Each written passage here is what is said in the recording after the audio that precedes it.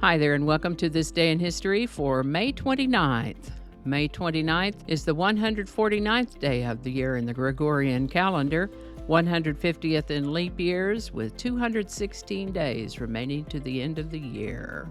Today's word is rampart. Rampart is a noun that means a protective barrier, a broad embankment raised as a fortification, which usually has a parapet on top, a wall-like ridge, as of rock fragments, earth, or debris. For example, the ancient castle was surrounded by a high stone rampart protecting it from invaders, or the villagers gathered behind the rampart seeking shelter from the strong winds. The word rampart comes to us from French, ultimately from Latin. First known use of the word rampart is in the 1530s. Rampart. We'll be talking about ramparts in just a little bit, but if you have a word you'd like to see in this Word of the Day segment, drop it in the comments. We'll take a look at it. And with that, we have several things to talk about, so let's jump on in.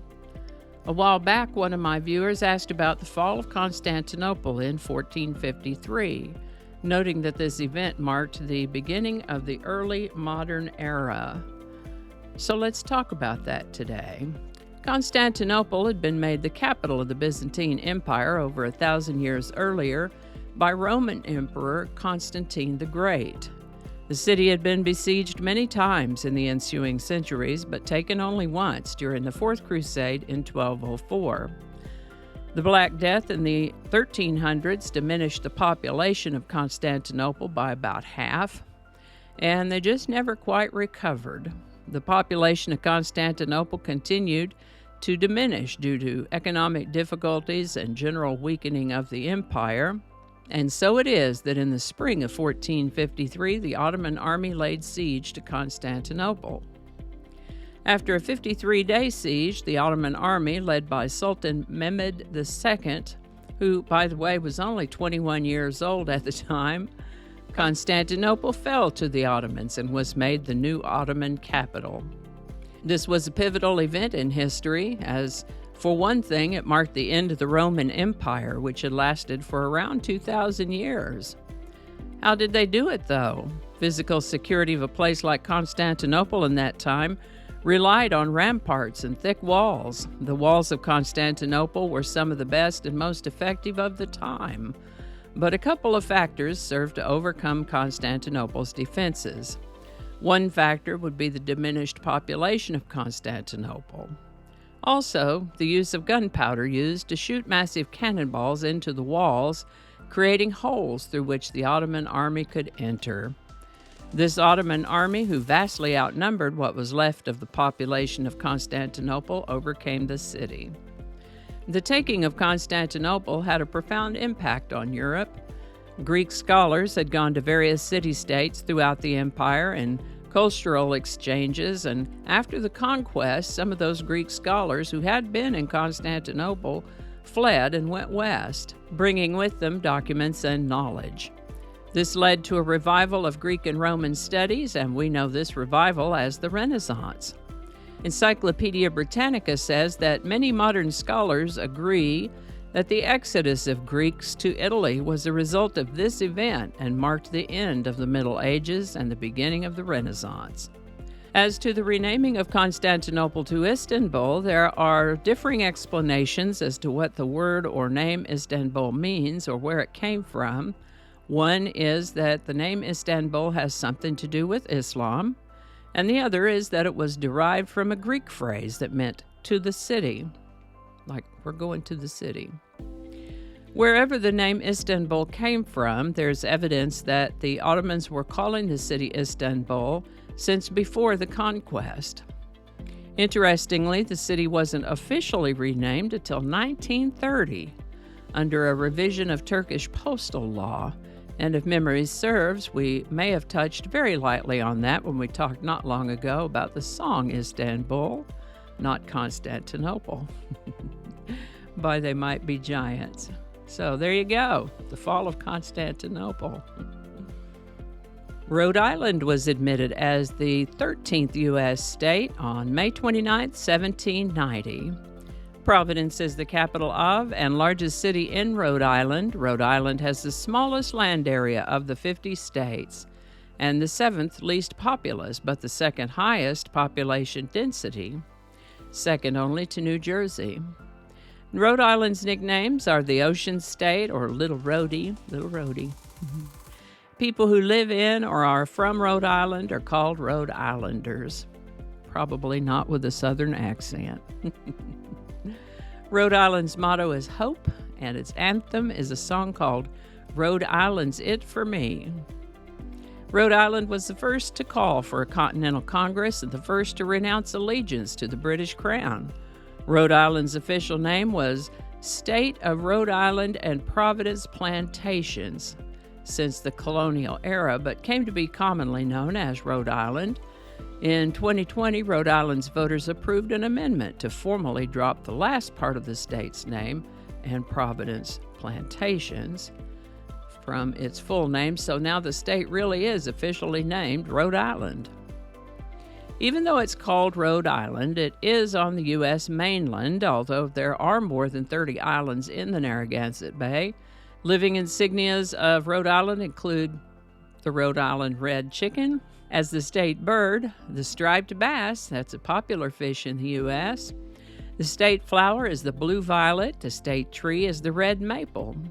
The state mammal is the Morgan horse, and the state reptile is the painted turtle.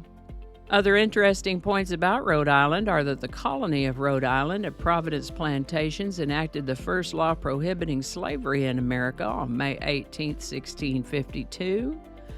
And of course, being one of the original 13 colonies, there are a lot of historically significant people from that time who were from Rhode Island. More recently, we have comedian Ruth Buzzy of Laugh-In fame, Ted Knight from The Mary Tyler Moore Show, Seth MacFarlane, creator of the cartoon series Family Guy and its spin-offs, studio mogul Louis B. Mayer, and actor James Woods. Rhode Island celebrates 234 years of statehood in 2024. Happy Statehood Day, Rhode Island. Wisconsin was admitted as the 30th U.S. state on May 29, 1848. Madison is the capital city of Wisconsin. Milwaukee is its largest city. Wisconsin is the 25th largest state in land area, 20th most populous, and about 23rd in population density. Wisconsin's nicknames are the Badger State and America's Dairyland. Wisconsin's state song is On Wisconsin.